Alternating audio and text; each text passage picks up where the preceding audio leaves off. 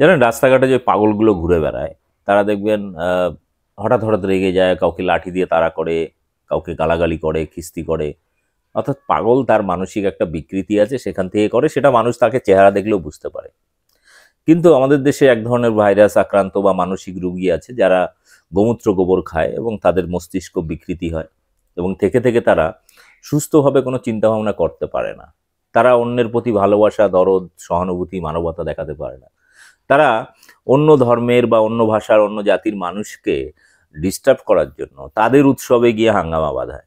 তো সম্প্রতি লখনৌতে আমরা দেখেছি যে একটা কয়েকশো বানর বাহিনীর সদস্য তারা গিয়ে গির্জাতে বড়দিনে 25 ডিসেম্বর ক্রিসমাসের দিন কয়েকশো বানর বাহিনী গিয়ে, এবং তার মধ্যে অধিকাংশ ইসকনের সদস্য, তারা গিয়ে গির্জার মধ্যে, চার্চের মধ্যে গিয়ে রীতিমতো হাত পা তুলে নাচানাচি, হরে কৃষ্ণ হরে রাম, জয় শ্রীরাম জয় শ্রীরাম স্লোগান দিয়ে নাচানাচি করছে, কাসর ঘন্টা বাজিয়ে। একই ঘটনা গত দুদিন আগে আমরা আবার দেখলাম। কোথায়? মেঘালয় একটা শান্তিপূর্ণ রাজ্য হিসেবে পরিচিত, এবং সেখানে এই ধরনের ঘটনা সাধারণত ঘটে না। সেখানে ওই ভাইরাস আক্রান্ত জঙ্গি, সনাতনী হিন্দু জঙ্গি, সে গিয়ে সেখানে রীতিমতো ভিডিও করে করে পুরো ওই গির্জার মধ্যে গিয়ে সব জায়গায় ঘুরে ঘুরে জয় শ্রীরাম স্লোগান দিয়ে সেটা সোশ্যাল মিডিয়ায় আপলোড করেছে। খবরটা কি আমি একটু পড়ে শোনাই আপনাদের। গির্জার ভিতর ঢুকে জয় শ্রীরাম স্লোগান দেওয়ার ঘটনায় ঘটল মেঘালয়। এক ব্যক্তির বিরুদ্ধে মামলা রুজু হয়েছে।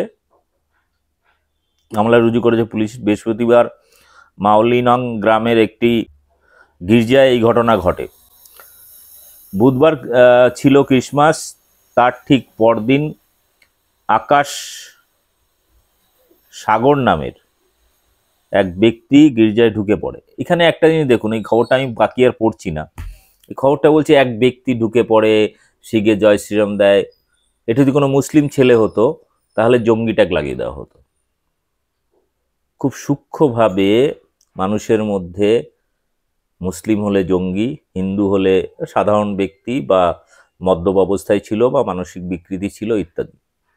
এবং এখানে যে হিন্দু সংগঠন তারা বলছে এটা ঠিক করেনি, এ ধরনের অসম্মানজনক কাজ করেছে ইত্যাদিতে তারা সমালোচনা করেছে। সেখানে পুলিশ বলেছে আমরা ব্যবস্থা নিচ্ছি ইত্যাদি ইত্যাদি।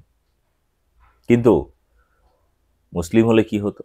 কিন্তু দুঃখের বিষয়, এই যে ঘটনাগুলো পরপর ঘটছে, তারপরেও তারা বাংলাদেশে কিছু একটা হলে সংখ্যালঘু নিয়ে এখানে কান্নাকাটি করছে, লুঙ্গি ড্যান্স করছে, টিভি মিডিয়াগুলো, গদি মিডিয়াগুলো চিৎকার করে যাচ্ছে। এখানে হৃদয় ফেটে যাচ্ছে এখানকার বিজেপি নেতাদের বাংলাদেশ নিয়ে, বাংলাদেশের হিন্দুদের নিয়ে। এরা কি করছে এখানকার সংখ্যালঘুদের উপরে? মুসলিম হোক, আদিবাসী হোক, দলিত হোক, খ্রিস্টান হোক, তাদের উপর লাগাতার তাদের উপর লাগাতার অত্যাচার করে যাচ্ছে।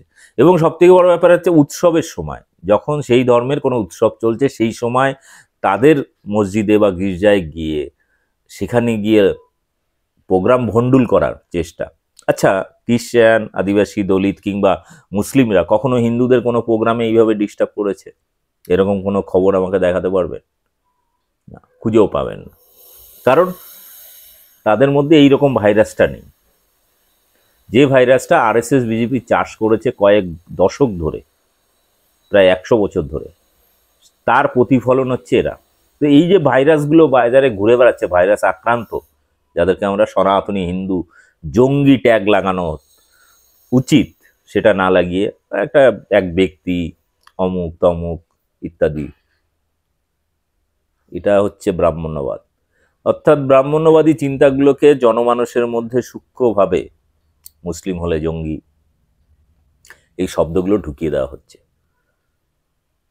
যাই হোক, এই যে ঘটনা পরপর আমরা দেখছি, লখনৌতে প্রায় কয়েকশো ইসকন এবং বানর বাহিনী তারা ঢুকে গণ্ডগোল পাকিয়েছে। একই সাথে মেঘালয়ে ঘটলো, এরকম আরও অনেক জায়গায় ঘটেছে যেগুলো খবরে এখনো আসেনি। বিগত কয়েক বছরে ভারতবর্ষে যতগুলো মসজিদ ভাঙা হয়েছে তার থেকে অনেক বেশি খ্রিস্টানদের গির্জা ভাঙা হয়েছে। অনেক বেশি, যে কজন মুসলিম আক্রান্ত হয়েছে তার থেকে অনেক বেশি দলিত আদিবাসী খুন হয়েছে এই বানর বাহিনীর দ্বারা, এই আরএসএস বিজেপি এবং তাদের শাখা সংগঠনের দ্বারা। অর্থাৎ নিজে তো ভালো থাকবে না, অন্য কাউকে ভালো থাকতে দেবে না। এরা সব মানসিক বিকারগ্রস্ত এবং কি বলবো ভাইরাস আক্রান্ত, এক এক ধরনের বিষাক্ত, যেমন হয় না যে যখন কুকুর পাগল হয়ে যায় তখন নিজেও সুস্থ থাকে না, অন্য লোককেও সুস্থ রাখতে না, কামড়াতে থাকে। এদের ভালো করে ট্রিটমেন্ট করা উচিত। পুরো ভারতবর্ষ থেকে এই বিজেপি আরএসএস এর ভাইরাসকে দূর করতে গেলে এদেরকে যেমন ক্ষমতা থেকে সরাতে হবে, একই সাথে যে সমস্ত আক্রান্ত ব্যক্তি তাদের ভালো করে মানসিক চিকিৎসারও প্রয়োজন। না হলে এটা সমাজ থেকে এই ব্যাধিটা দূর হবে না। এরা গত 10 বছর ক্ষমতায় এসে বিজেপি যেটা করেছে, জনমানুষে এই ঘৃণার ভাইরাসটা ঢোকাতে পেরেছে, বাকি কোনো কাজকর্ম করেনি। এবং আমরা দেখেছি মানুষের মৌলিক চাহিদা নিয়ে যখনই আন্দোলন করতে গেছে, সে কৃষক হোক, শ্রমিক হোক, ছাত্র হোক, তাদের উপর নির্বিচারে অত্যাচার করেছে। মুসলিমরা তাদের অধিকার নিয়ে আন্দোলন করতে তার বাড়ি বুলডোজার দিয়ে চালিয়ে দেওয়া হয়েছে। কোনো খ্রিস্টান মিশনারি বা কোনো খ্রিস্টান ধর্মযাজক যদি কোনো আদিবাসীদের হয়ে কথা বলেছে, তাকে জেলে পুচিয়ে মেরেছে। স্ট্যান স্বামীকে তো মারলই সেইভাবে, আমরা পরপর এটা দেখেছি।